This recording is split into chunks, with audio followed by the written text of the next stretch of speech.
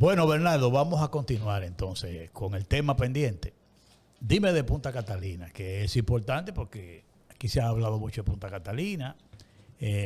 Según yo tengo informe, el funcionamiento de Punta Catalina desde el punto de vista económico, ¿cuál es la situación? Porque tú has hablado en estos días de una serie de deudas de la distribuidora con Punta Catalina. Explícanos bien cuál es la situación. Mira, Punta Catalina, desde el punto de vista operativo, obviamente ha mejorado, aunque persisten todavía algunas fallas, algunas salidas repentinas, que son la mayor parte del tiempo por problemas de piches en la caldera.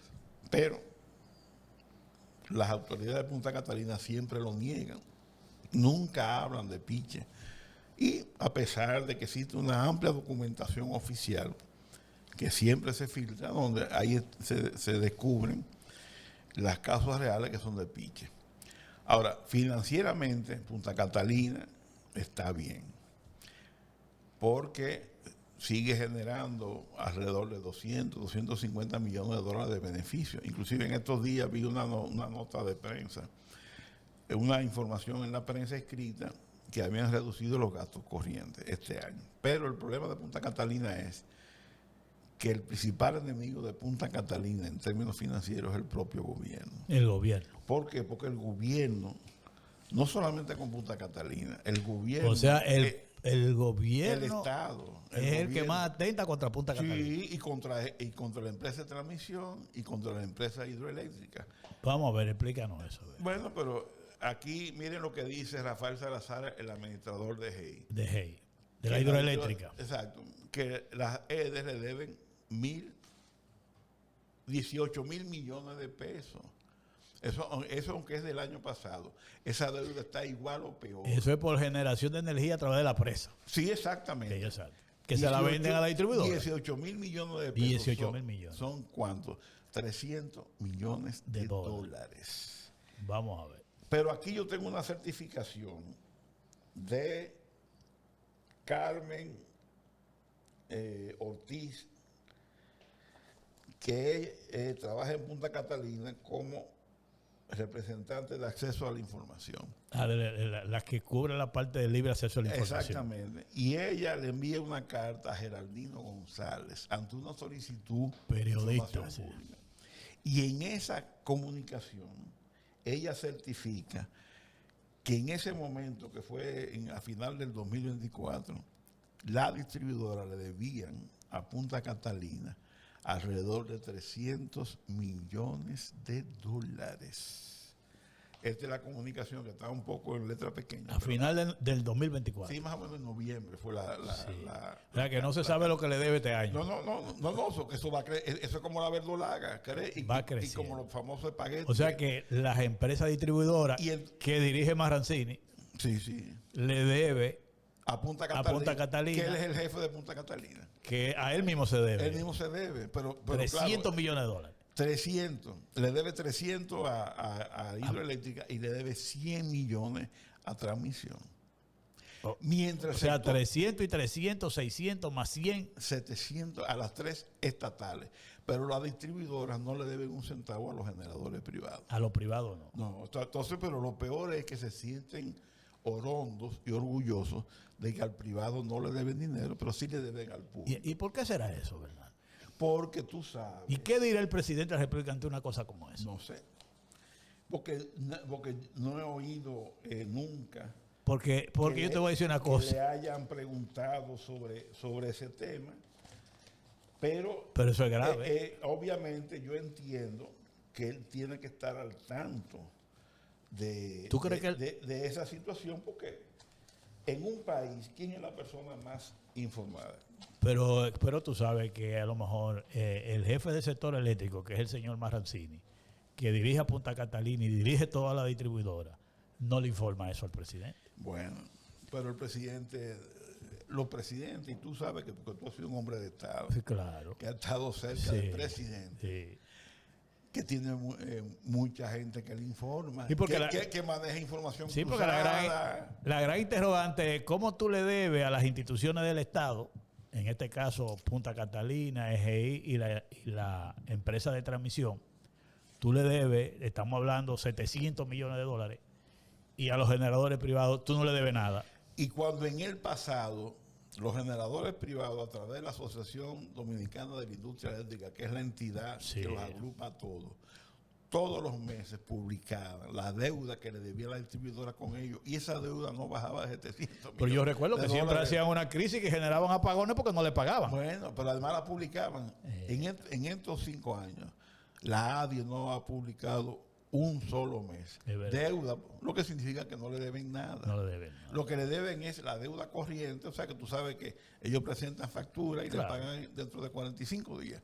Entonces, yo no entiendo por qué hay ese desequilibrio, por qué se favorece a uno y se perjudica a otro, porque lo menos que podría hacer el gobierno es equidad. O sea, si el gobierno no puede pagar la totalidad de las facturas de los agentes del sector eléctrico, digamos que nada más puede cubrir el 60%, pues págale a todo el mundo el 60%, Claro. pero no le pague el 100% al privado y quiebre al Estado. Claro. Y entonces, ¿cuál es el colofón de esto? Que si el año pasado a Punta Catalina, a transmisión y a hidroeléctrica no le hubieran debido un centavo, como no le deben al privado, Sí. entonces, ¿qué hubiera sucedido? Los beneficios. No, ¿qué hubiera pasado? Que las transferencias no hubieran sido 1.800, sino Exacto. 2.500. Ok. 2.500 millones.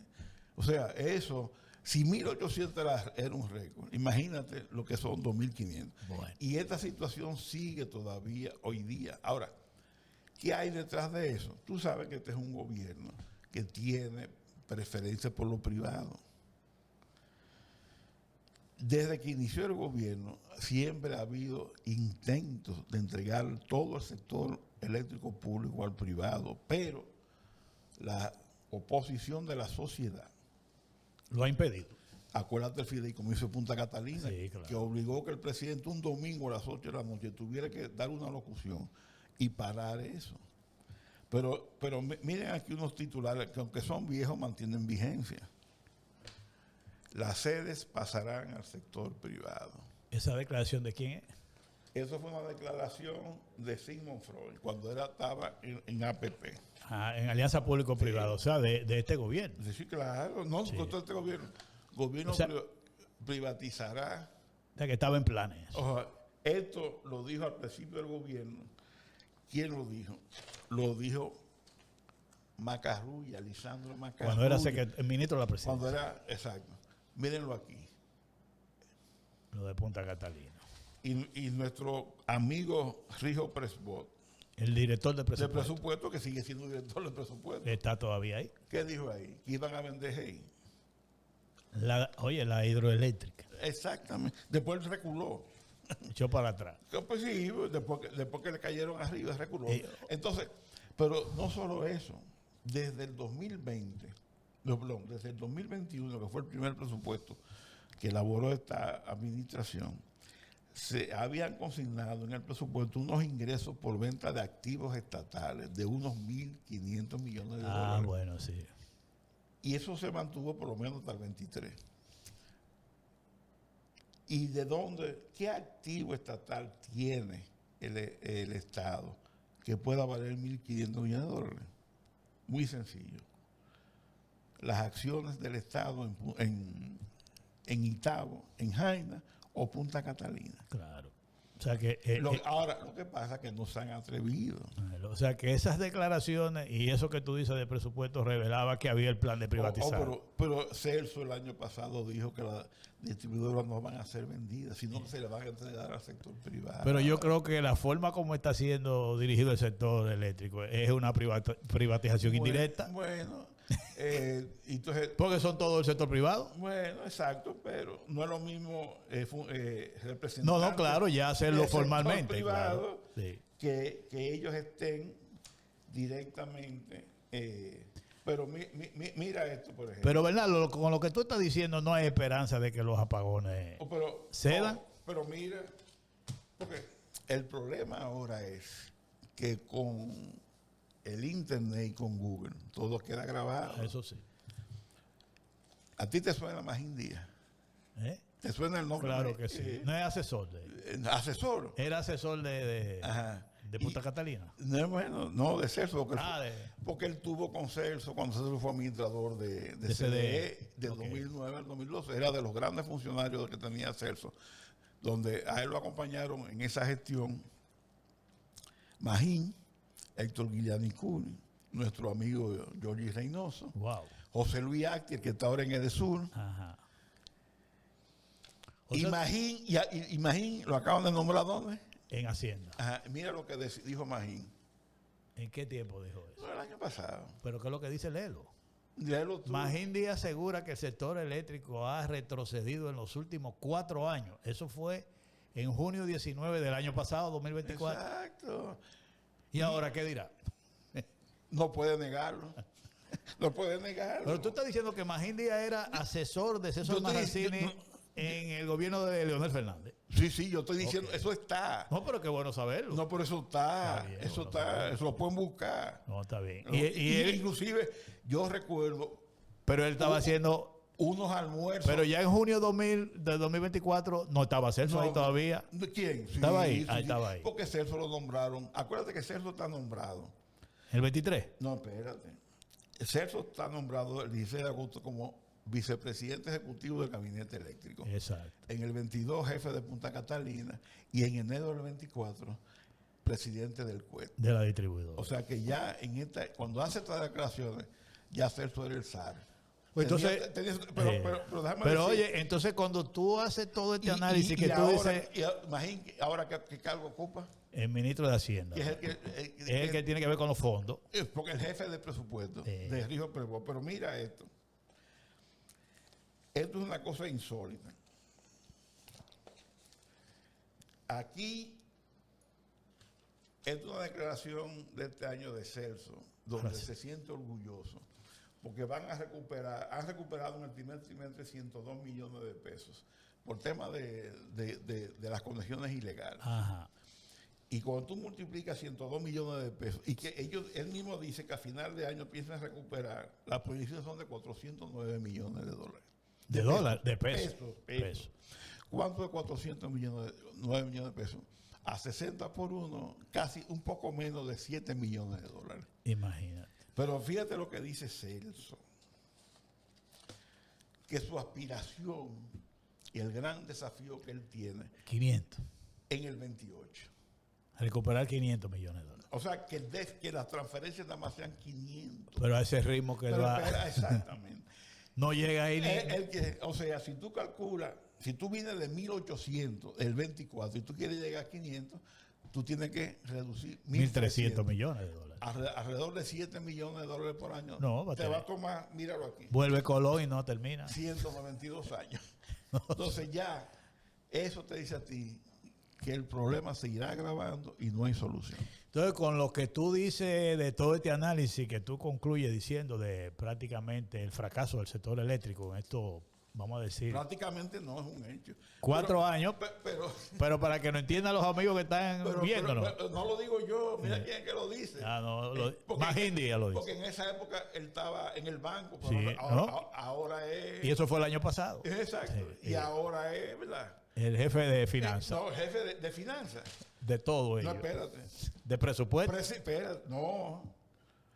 Preside la Junta Monetaria. Preside el Consejo de el Banco de Reserva. Preside el Consejo de Indotel. Preside el Consejo de Punta Catalina. Sí.